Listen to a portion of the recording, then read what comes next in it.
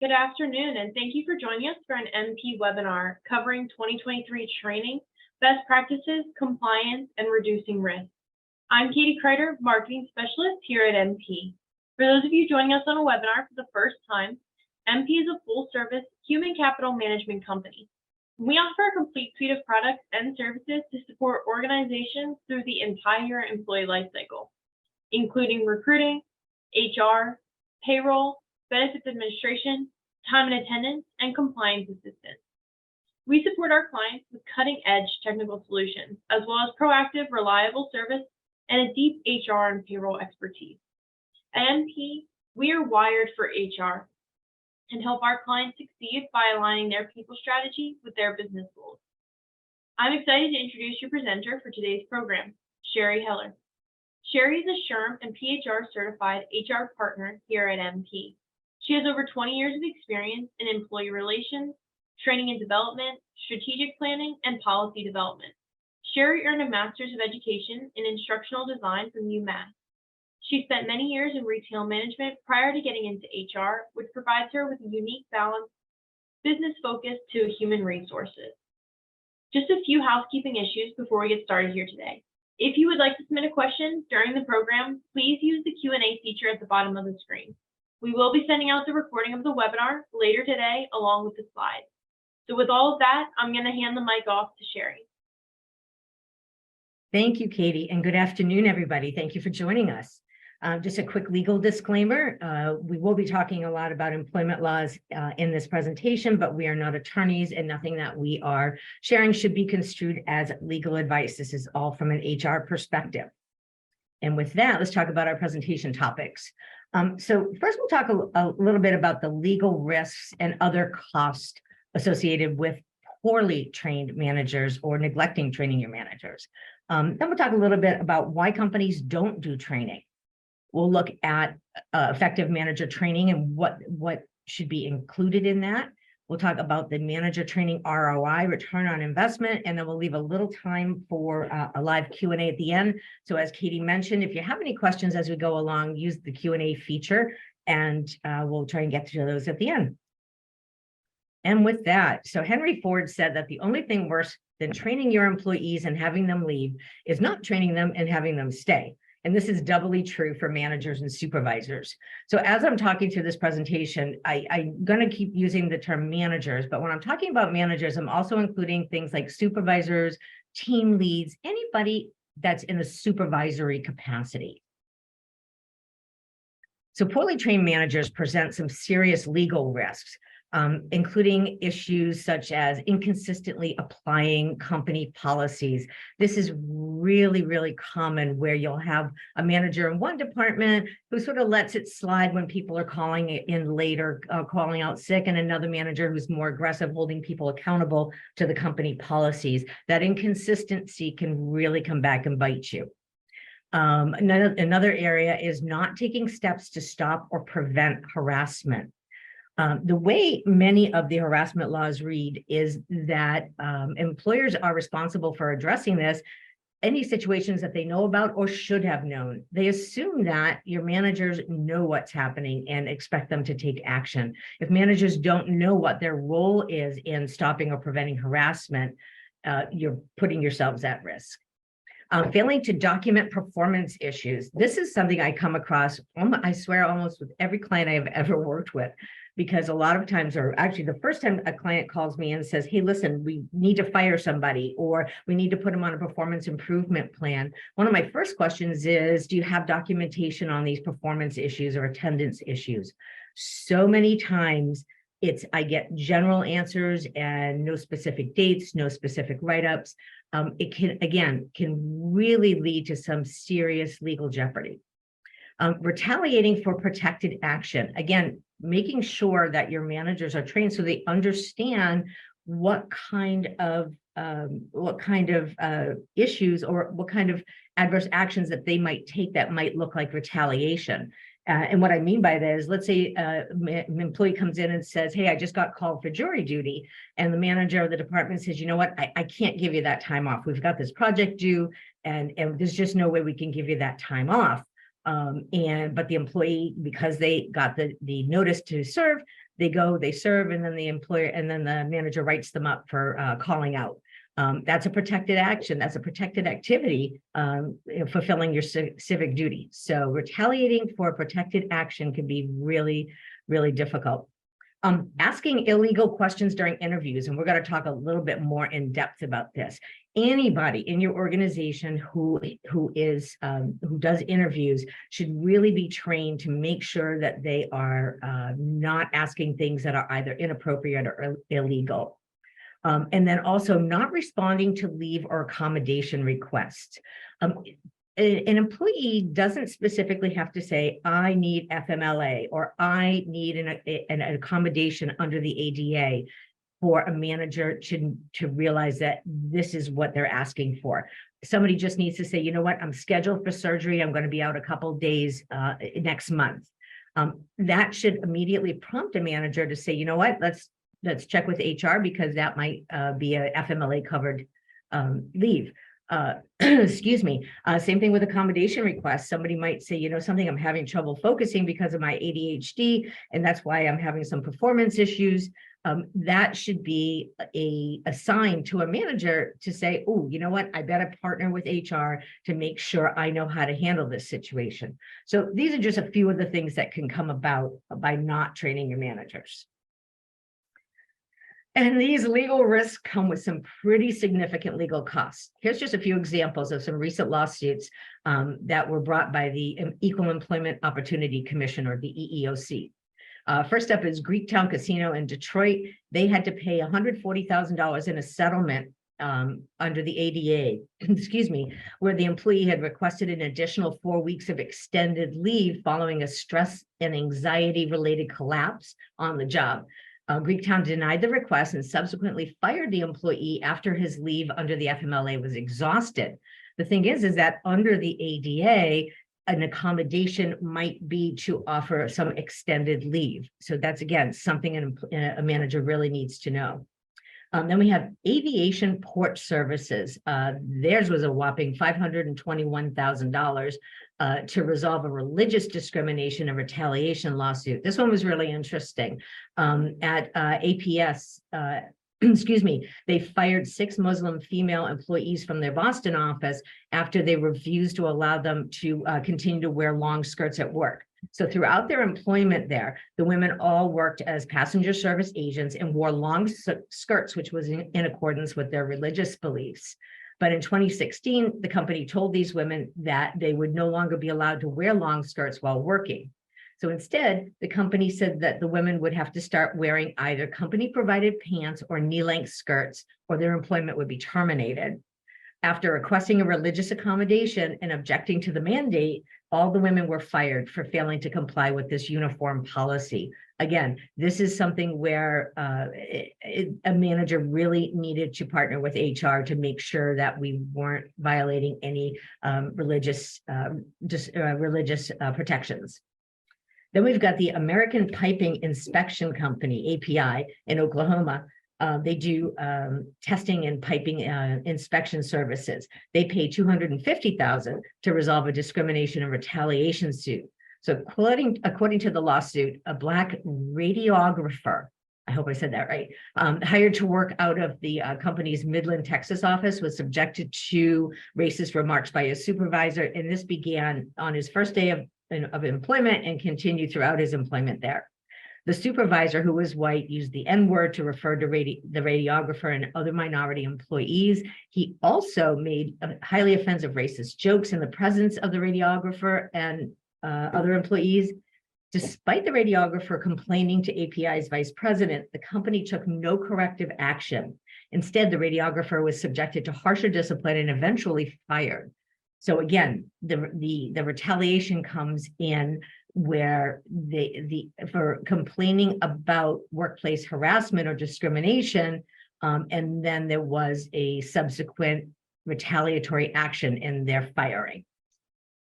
And then we've got McDonald Oil Company. They agreed to pay $400,000 for a sexual harassment lawsuit. So according to the suit, McDonald Oil ignored frequent complaints from multiple female employees and customers about ongoing sexual harassment by a male employee working for the company in Alabama. The agency charged that multiple managers were aware of these complaints, but failed to correct the hostile work environment, choosing instead to transfer the harasser to another store where he continually sexually harassed female employees. So again, this is not just an issue with preventing harassment, but also with how they handled it without with just moving the employee, with moving the manager around. And then we have Ranu's Management Company. It's a provider of fabrication, coating, and assembly products. Their bill was up $250,000 to settle a disability discrimination suit. So in this particular case, the employee informed the company that they had been diagnosed with severe depression and requested to take 3 weeks off of work per his doctor's recommendations. The CEO told the employee to take as much time as he needed to get well. But 6 weeks later, when he returned, the employee presented a return to work release from his doctor. But the CEO said that he could not trust the employee to perform his job duties and instead fired him. Now, I know these seem like extreme cases and the bills were really big, but in almost all of these issues, had managers been properly trained and knew to partner with either leadership or HR, these could have been avoided. All right, so I talked a few minutes ago about interviewing and hiring pitfalls. So there's so many different laws that your hiring managers, supervisors, anybody who's conducting interviews really should be aware of in order to reduce any kind of legal risk. First is ban the box. And ban the box is a law that has gone into effect in many states and a lot of cities and counties as well. And what it does is it prohibits employers from asking about criminal arrests prior to on the application process or prior to the interview process. The reason for this is that people who have committed crimes, served their time, and been released really don't have a fair chance of even getting a foot in the door for an interview if they have to check that box off that says, yes, I was convicted of a crime. Could be something that happened when they were just a teenager. And now it's going to be following them for the rest of their lives. It also adds to the issue of recidivism. So many states have put this in place. Excuse me. Salary history bans. In addition to laws that prohibit employers from discussing history with job candidates, there are 10 states that have also put in pay transparency laws. So with salary history bans, employers in many states are not allowed to ask on applications or during the interview process for somebody's salary history. The intent here is to try and shrink that wage gap between genders and minorities. Excuse me. And then these pay transparency laws also are requiring employers to disclose salary ranges. Many of them are on the job postings.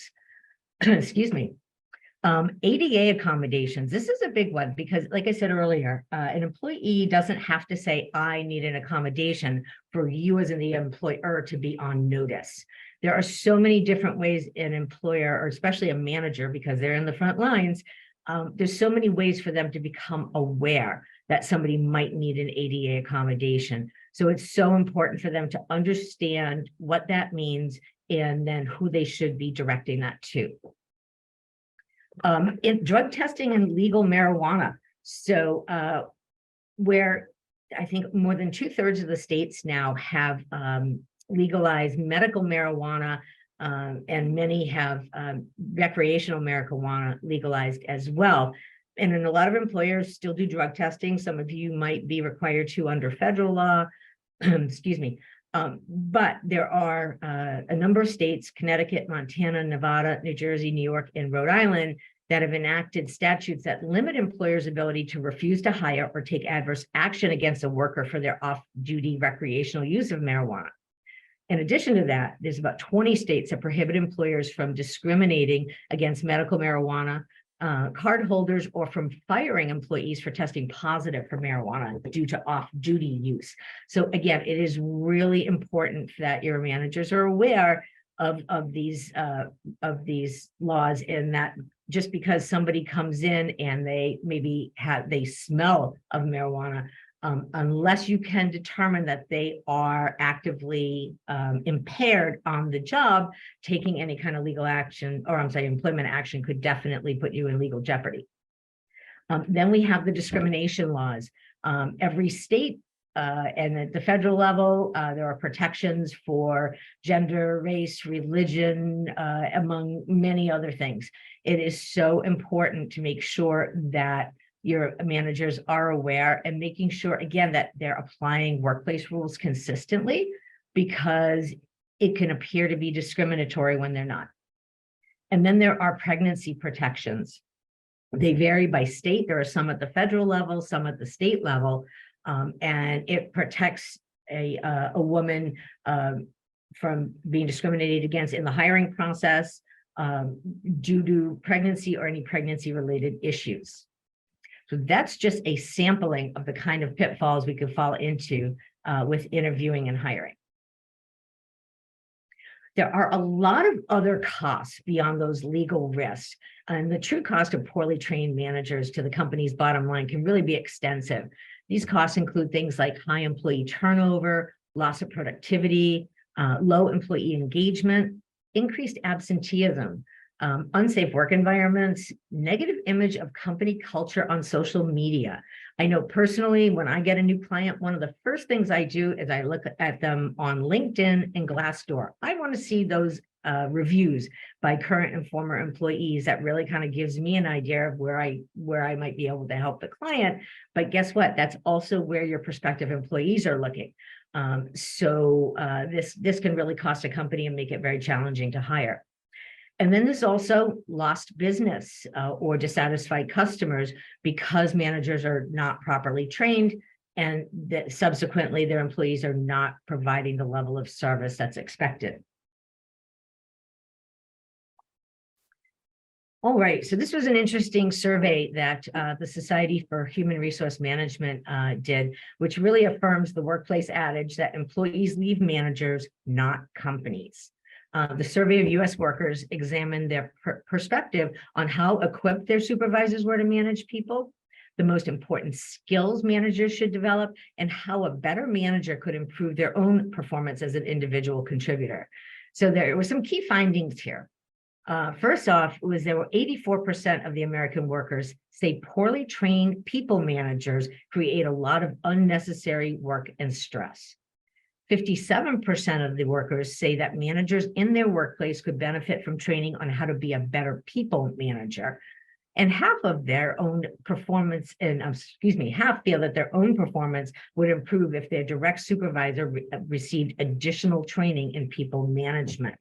So it is really it's important to your employees too, not just for legal risk, but for the satisfaction of your employees and productivity of your employees, to make sure that your managers understand the people skills.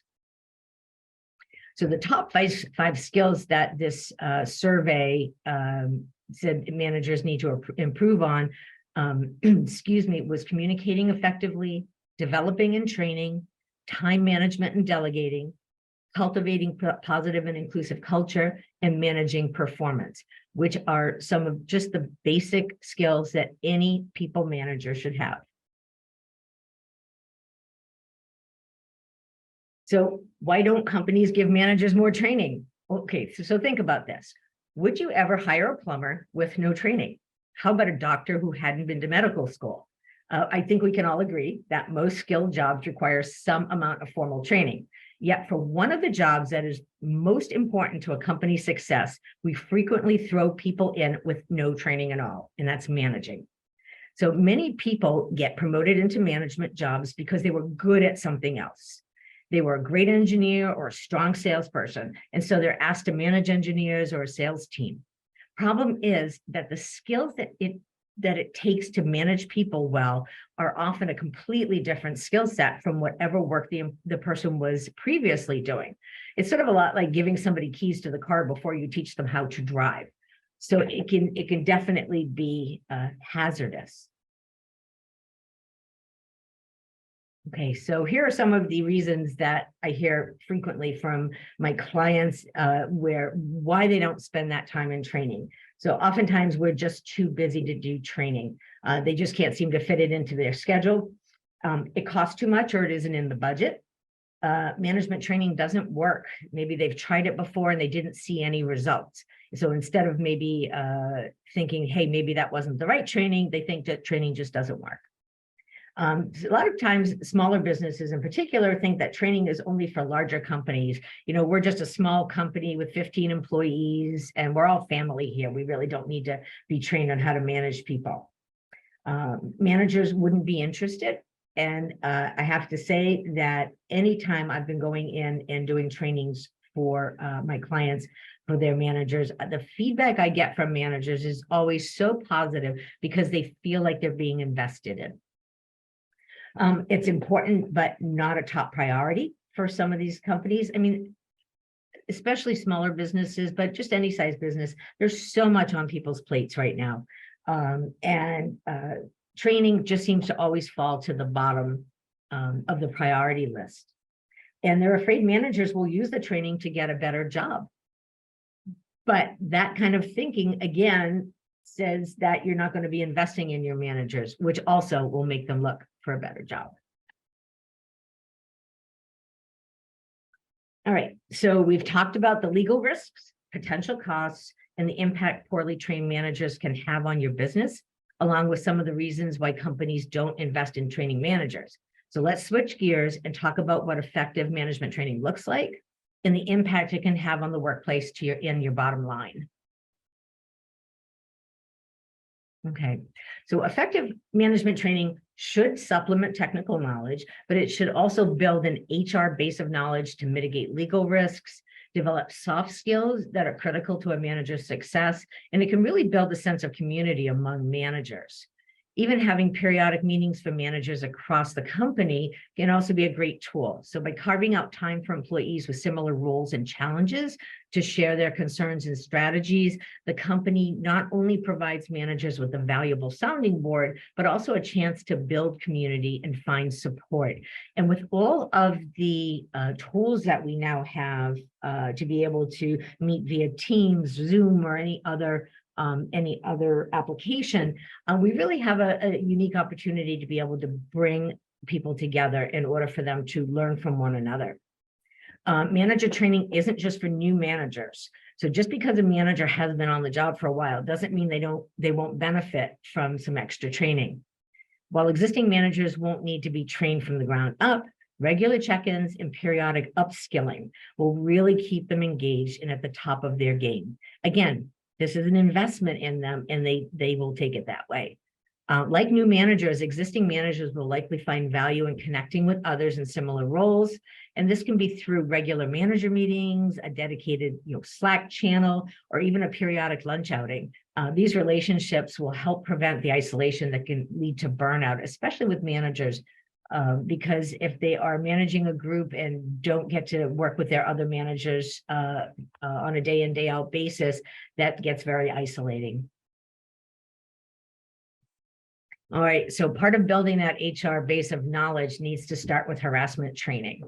So how an employer addresses harassment complaints is likely to be the single most critical issue in determining legal liability, and your managers are on the front line of these issues. So a manager's inaction really can bring about as much, if not more, liability as their actions in harassment situations. So it's important that they know how to properly handle them. There are some states that require anti-harassment training for supervisors and employees.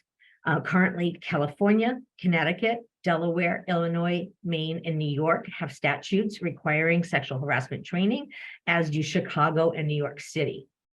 So while these states and cities have statutes requiring sexual harassment training, there are other federal, state, and local laws, regulations, and and court decisions that have made it clear that employers should provide anti-harassment training to all employees in all states.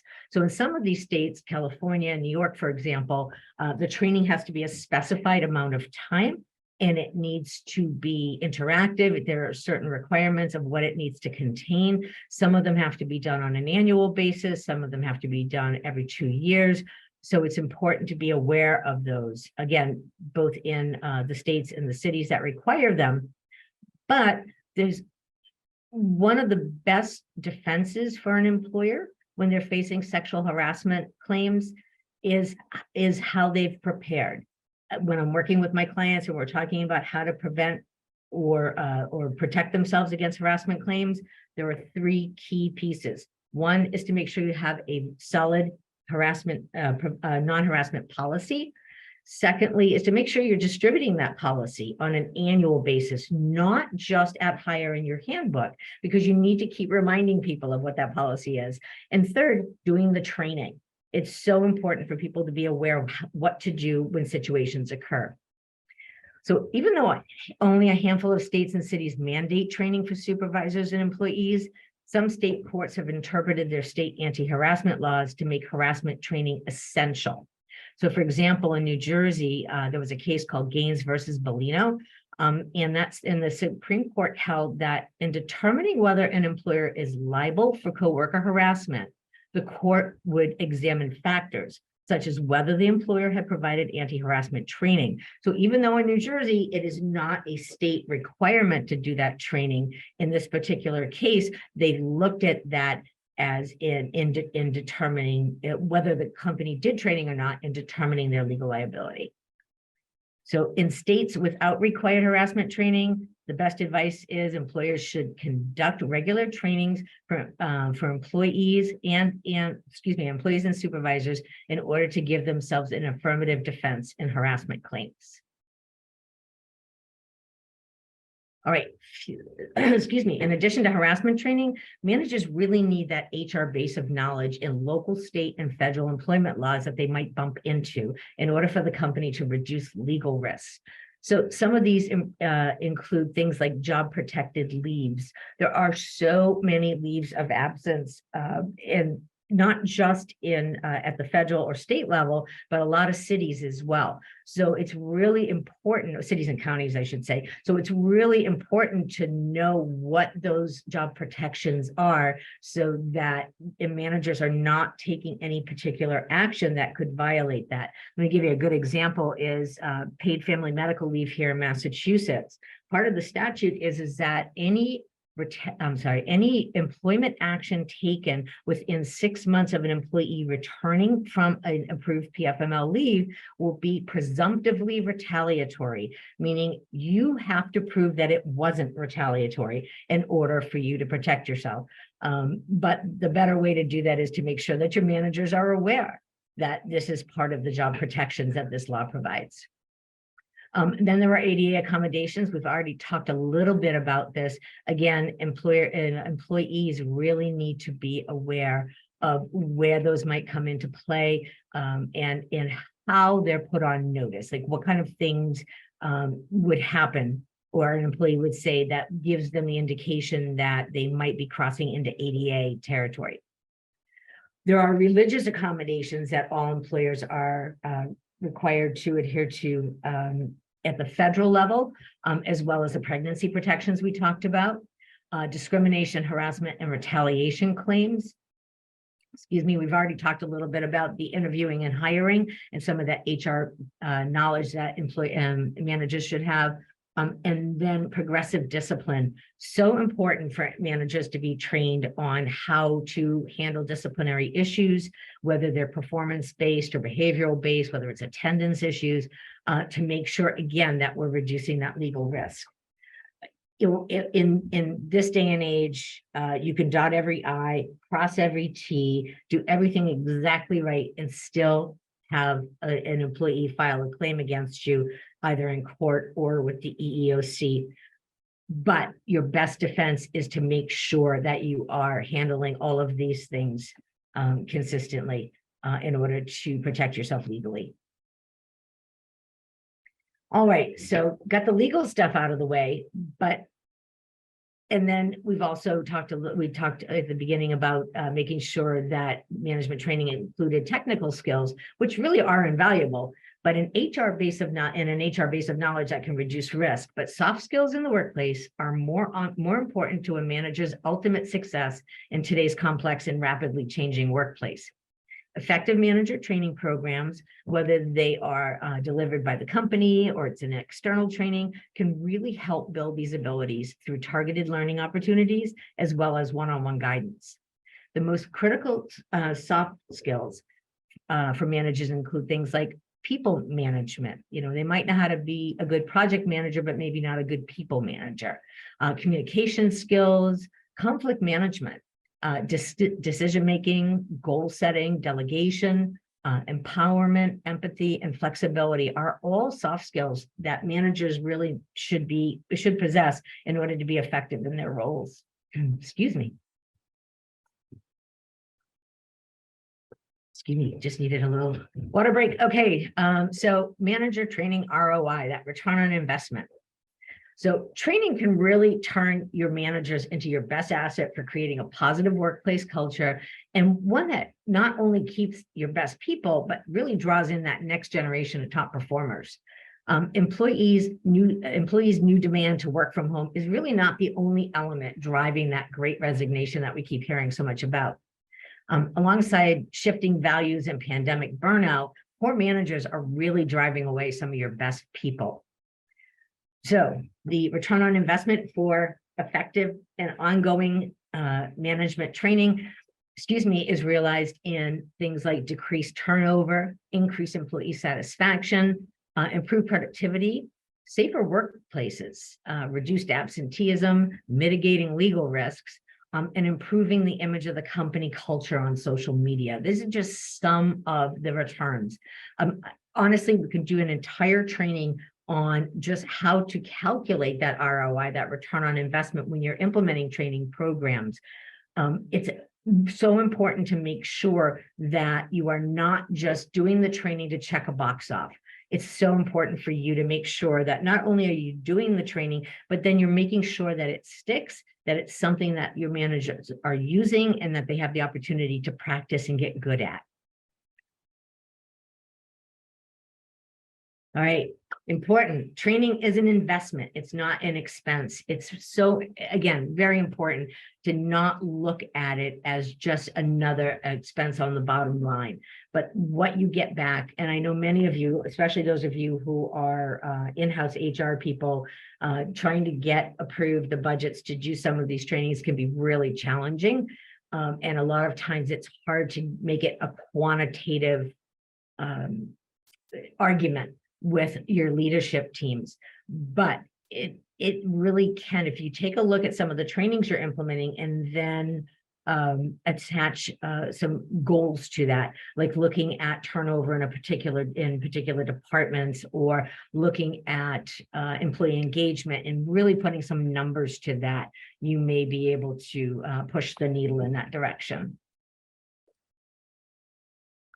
All right, so I'm going to do a little shameless plug here because the HR partners here at MP, we do provide training, manager trainings for our clients at no additional cost. So for those of you who are MP HR services clients or would like to be, this is the list of some of the trainings that we do for manager trainings that we can do on site or via Zoom.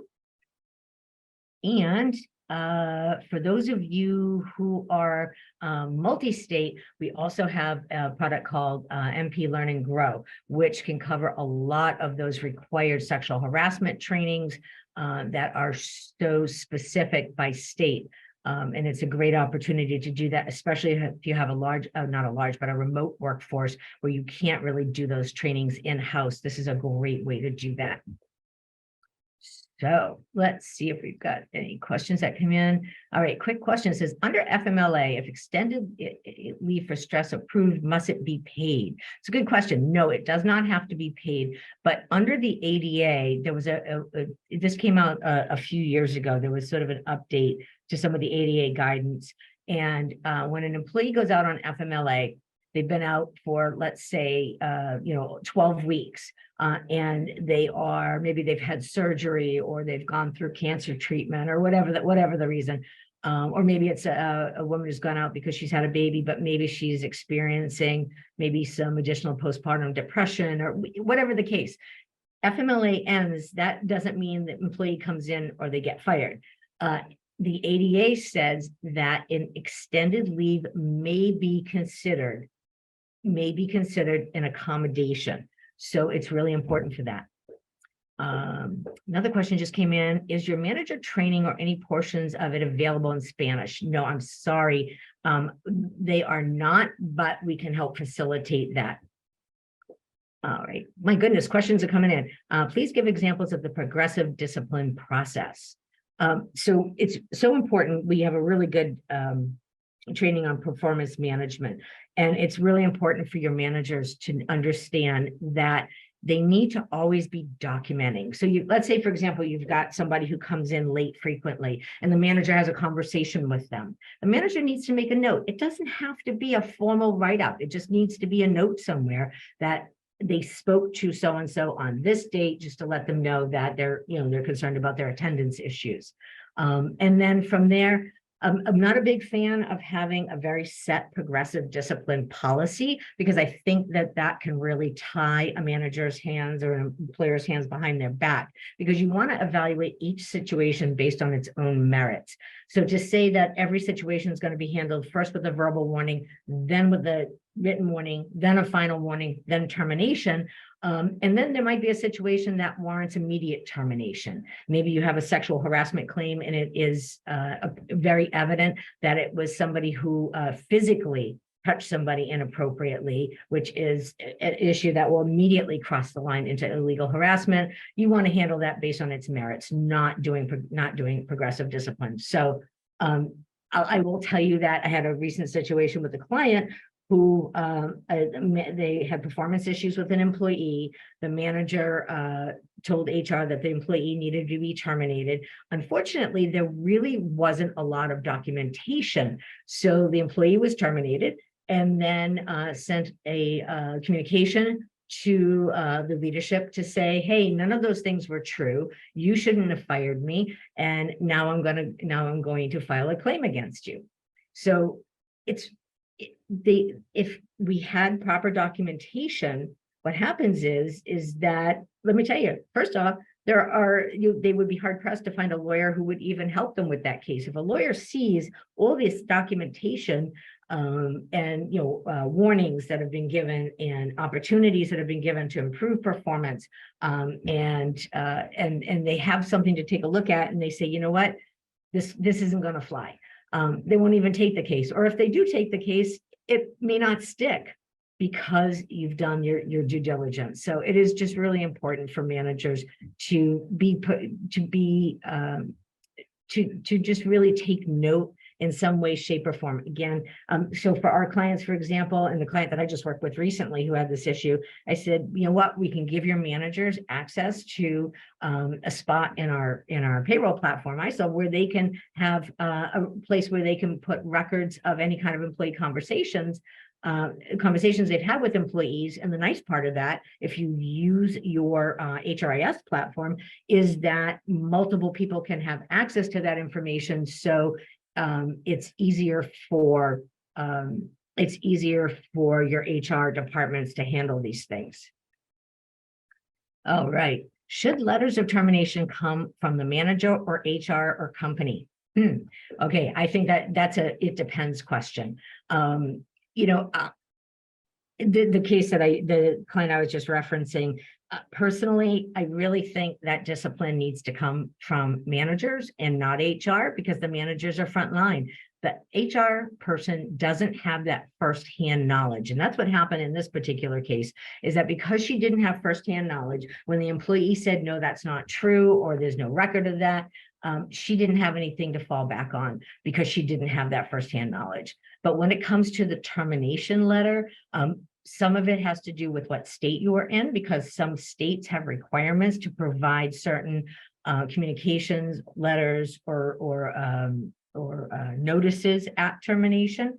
And again, it depends really on